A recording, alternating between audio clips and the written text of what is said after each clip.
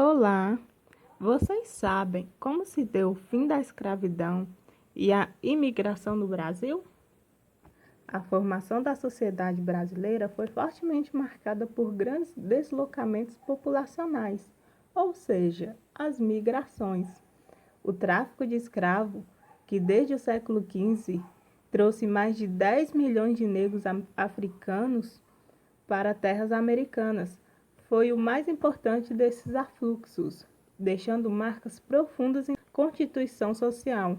Contudo, desde a primeira metade do século XIX, com a iminente fim da escravidão, a possibilidade de introduzir trabalhadores europeus esteve na pauta das ações políticas brasileiras, principalmente na transição do trabalho escravo ao trabalho assalariado. No entanto, é preciso entender esse enorme movimento migratório em outra perspectiva, inseri-lo num panorama mais geral. A segunda metade do século XIX assistiu o desenrolar de um processo que ficou marcado como a maior migração de povos de toda a história. Estima-se que entre 1846 e 1875, cerca de 9 milhões de pessoas deixaram a Europa, principalmente a Itália, e cruzaram o Atlântico, rumo sobretudo aos Estados Unidos. O primeiro a empregar a mão de obra assalariada dos europeus no Brasil foi o senador e fazendeiro Nicolau de Campos, entre os anos de 1847 e 1857. Ele trouxe várias famílias de origem portuguesa, alemã, suíça e belga para trabalharem em sistema de parceria.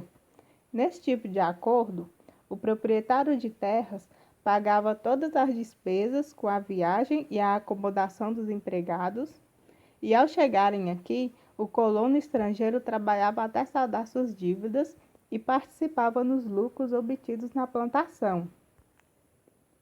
Em pouco tempo, outros fazendeiros copiaram essa mesma estratégia na obtenção de mão de obra. Vale destacar que, acostumados com a exploração dos escravos, muitos impuseram condições de trabalho desvantajosas aos colonos. A partir da década de 1870, a entrada de trabalhadores europeus no Brasil passou a ser oficialmente organizada pelo governo.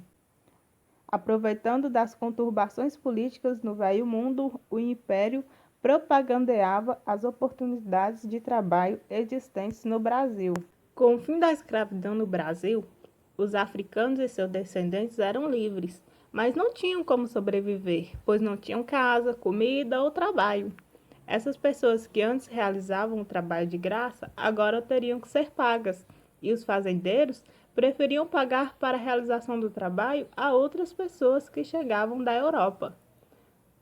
Por volta de 1900, a imigração vinda de diversos lugares da Europa e de outras regiões do mundo se tornou ainda mais comum após a assinatura da Lei Áurea. Essas pessoas vinham em busca de novas oportunidades para trabalhar nas lavouras, substituindo os escravos. Assim, recebemos em nosso país diversos povos, como alemães, russos, árabes, chineses, entre muitos outros. Essa mistura de raças e de povos ajudou no desenvolvimento do nosso país e também no enriquecimento da nossa cultura. Aos africanos, quase nada sobrou, ou seja, os piores trabalhos. O nosso país possui hoje uma grande mistura de costumes e cultura de todos esses povos. Então é isso, galera. Espero que tenham entendido. Obrigada!